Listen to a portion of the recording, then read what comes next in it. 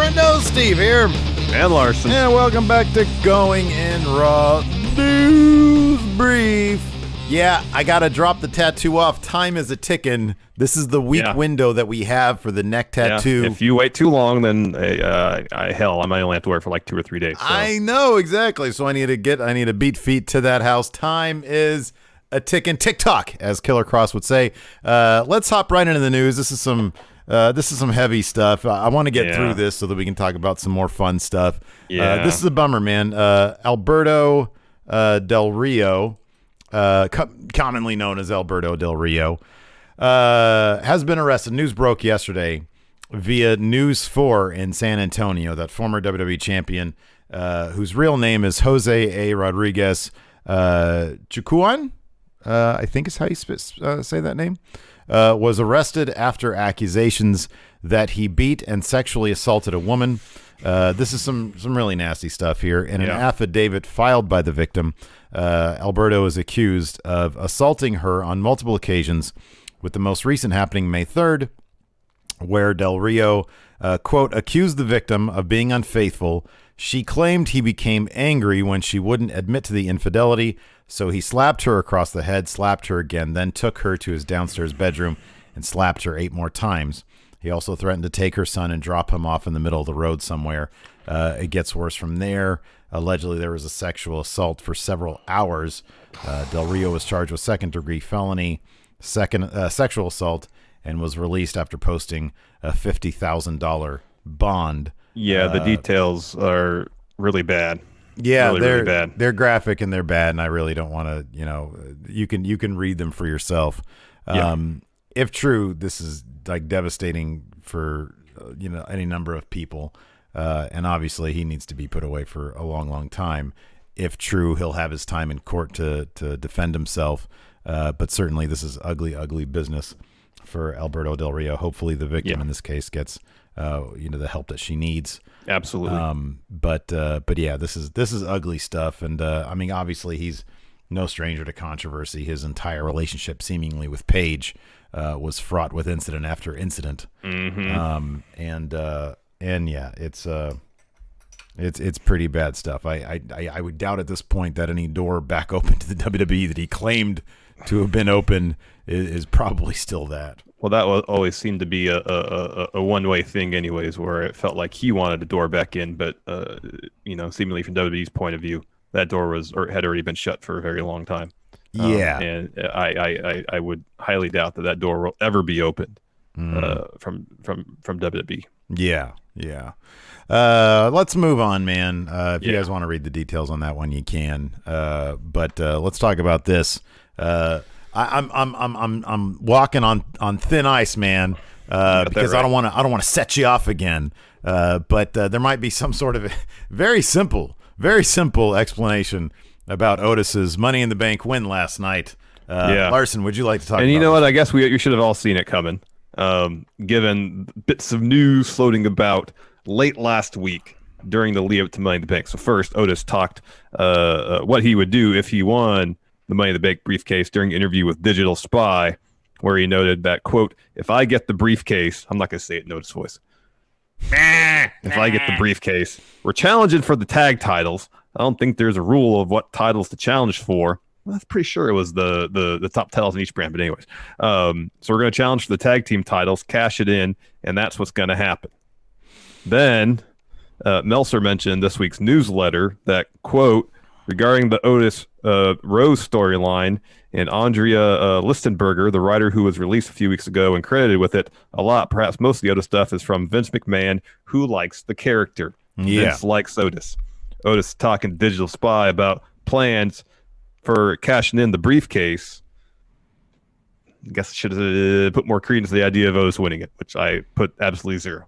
No, not zero, just not a whole lot. Yeah.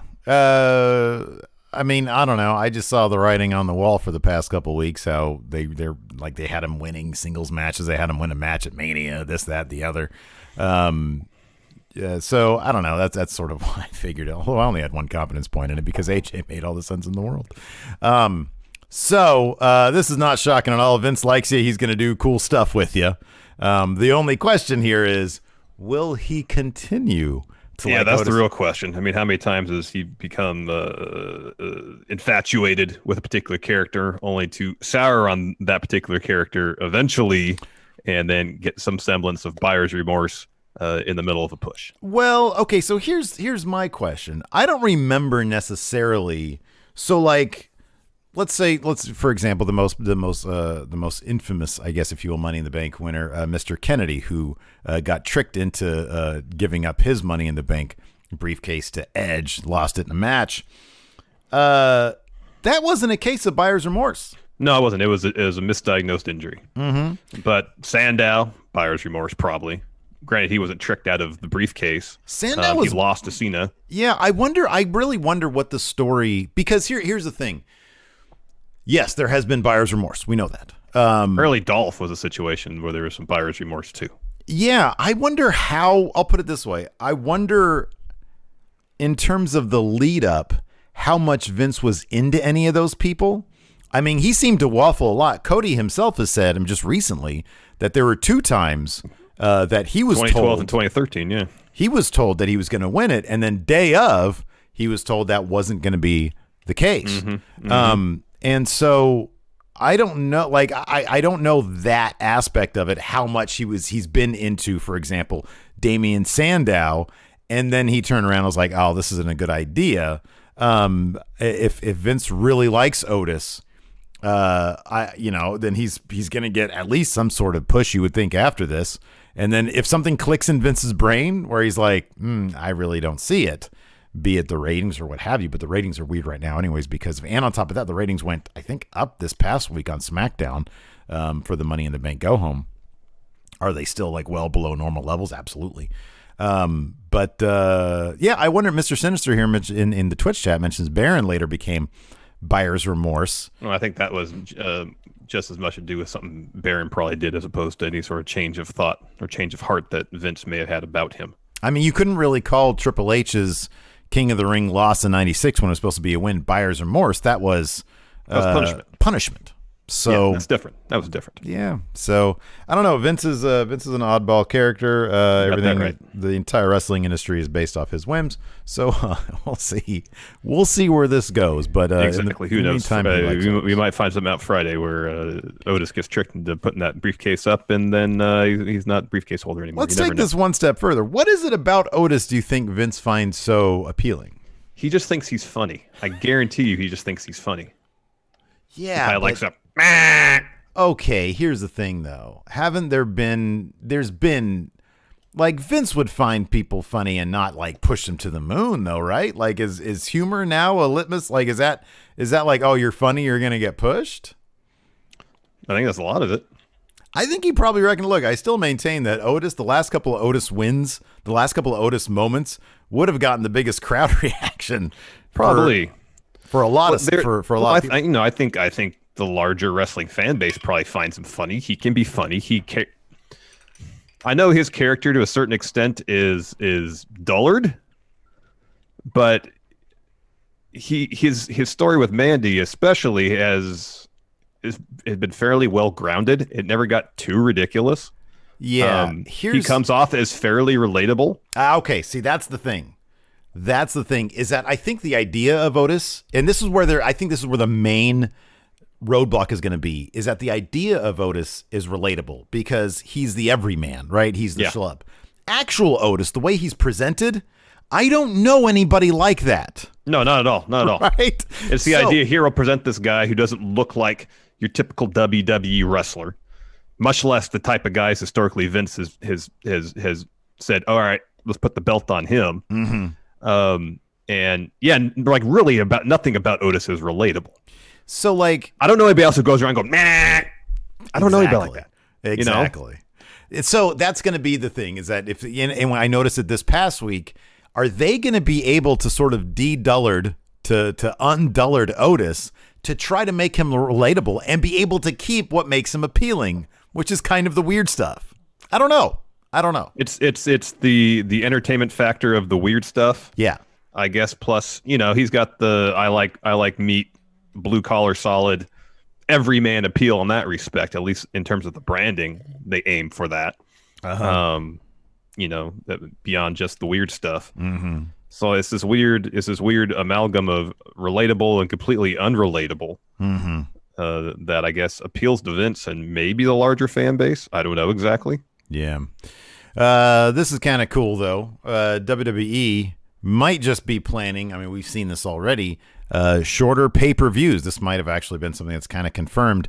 According to WrestlingNews.com, we can expect... .co. What's Did I that? ever write that wrong? .co. Sorry, .co. Sorry, that's my bad. we can expect more pay-per-views like Money in the Bank because, quote, the plan is for pay-per-view times to be shorter until they can get fans back in the arenas. I'm a big fan of that. I think even when they do get fans back in the arenas, they should be aiming for no more than 3.5 hour pay-per-views. One of the reasons that TakeOver is so good, they never overstay their welcome, man. Exactly. You tell the stories you need to tell, and that's it. And you get out. Mm-hmm. You do what you need to do, and you get out. You don't overstay your welcome. And I think Money in the Bank accomplished that quite well last night. Hell, the 2-day WrestleMania, both days were 3 hours of the main card, 3.5 hours. It was great. Never overstayed their welcome. I loved it. Never. I thought it was fantastic. Absolutely. Same. So hopefully they the real key will be, with SummerSlam apparently not going to be happening in Boston. Assuming that they don't get another arena to do it in, or they're going to have fans in, so at the Performance Center essentially, is it going to be a situation where they're going to adhere to that philosophy for one of the major 4 shows, which are typically longer than your rank and file B-level pay-per-views? Mm-hmm. I guess that'll be the real test of this new philosophy from Vince or whomever it's from. Are we going to try to have one of the major 4s at the Performance Center post-Mania and keep it within the 3-hour time window? Yeah. That might be tough. Yeah. I mean, I don't know. SummerSlam's a big deal. Make that 2 days until you can get fans back in as well. Maybe Survivor Series. I don't know. They should do Royal Rumble 2 days. One with the men's, one with the women's. But by January, we're going to have fans back. Unless that's when the second wave hits, man. Then we gotta go shut everything back down. It could be. You never know. Could be. Another thing that could be, Sting could be done with WWE. This could very well be non-news, but the Major Wrestling Figure podcast, that's the show hosted by the recent released WWE superstars Matt Cardona, Zack Ryder, and Brian Myers, Kurt Hawkins, tweeted out, quote, due to circumstances out of our control, Sting needed to be removed from the Legend Series 7. We'll look to include this figure in a future wave if he becomes available to us again. So when you read that, it seems like some sort of business type stuff, which means Sting can't be involved or won't or can't allow his likeness to be used to produce this action figure. So you're thinking, all right, no new Sting action figure. What's the huge deal here? Well, Cody responded to that tweet with that gif of him from the intro being the Elite where he does this, listening. So Sting was under WB Legends contract. So maybe that deal is expired. Therefore, WB can't produce any additional collector's items, toys, memorabilia with his likeness on it. And if that's the case, if Sting is a free agent, what if he ends up in All Elite Wrestling? Yeah, that could very well be. Imagine him and Darby Allin. That'd be awesome. That'd be pretty neat, man. That'd be cool. It'd be rad if did you ever see that somebody mentioned, again, I hate doing this, but somebody mentioned that Darby might have gone to film school? Oh, I heard that somewhere, yeah. Okay, yeah. No wonder his promos are so rad. Could you imagine some of that, like Darby producing like a little Sting promo thing? Oh, it'd be amazing. Wouldn't that be great? Man, that's hog heaven for Darby Allin, you'd think, right there. Yeah, that'd be pretty great. I think Darby's probably a Sting fan. Everybody, says, hey, you're like Sting. So if he's not, he better start being. I guess so. Yeah, that'd be cool. I don't know how much like the Legends contract. Remember the Legends contract, at least what we heard about some of them, they don't pay a whole hell of a lot. Depending on, like, Hogan has like the biggest Legends contract. That's probably, like and the number I have in my head is like 10,000. Yeah, my feeling is that essentially like the downside. That's the minimum, and then you get paid for appearances. That would be my guess. Yeah, but I would think that for Sting, even the minimum would be probably more than your average. You would hope so. You'd hope so. You'd hope so. But I don't know why I have the number 10,000 stuck in my head. But no, I remember that number too. I mean, like I don't know if who else is on a Legends contract these days? Like Booker T. Is Booker T on a Legends contract? Probably, right? I mean, I can see that $10,000 plus like appearance fees and stuff like that because you're not really doing anything. Guy like Sting, he might value his status a bit more. He might get more than that, Maybe. I mean, it seems like the downside is essentially like a retainer. Yeah, exactly. Effectively, and then all right, if we need you, like when Sting did that Teenage Mutant Ninja Turtle thing, where the pictures on the red carpet, he looked dead inside. even through the face paint, he looked dead inside. Man. The eyes don't lie. Miserable. No, they don't. You got that right. That'd be right. I'd love to see Sting in AEW. Why not? Hell yeah, man. Yeah. Hell yeah. That'd be cool. Tonight we have a Raw. You want to do a preview, Steve? Yeah. Yeah. All right. First, Becky Lynch, as advertised, will confront Women's Money in the Bank contract holder Asuka. They said this. They've been saying this for 2 weeks. How we've known it's a Raw women's competitor who's going to win that thing. Yeah. Next, Edge is on the hunt for Randall Orton. Thought this feud was over. Guess not. Apparently, they want to do an hour-long match now. Meandering through the warehouse. Yeah, man. And then every bit of the Performance Center they didn't explore the first time, they're going to explore tonight. Exactly. And then finally, this match didn't happen, huh? How will the Street Profits Viking Raiders rivalry evolve? They ride around in an SUV, and they all do sing-alongs to the Diarrhea song. Yay for Raw. Anyways, thanks everybody for watching the audio version of this. This week for sure is going to have the mailbag. Last week it was the Tuesday version. So my bad. So stick around for that. If you want to listen to the mailbag, you're watching this on YouTube, by all means, subscribe to the show yes, using whatever podcast app you want to. We're on them all. As far as I know, we're on them all. And then thanks for watching. Till next time, we'll talk to you later. Twitch chat, stay tuned. We got more. Goodbye.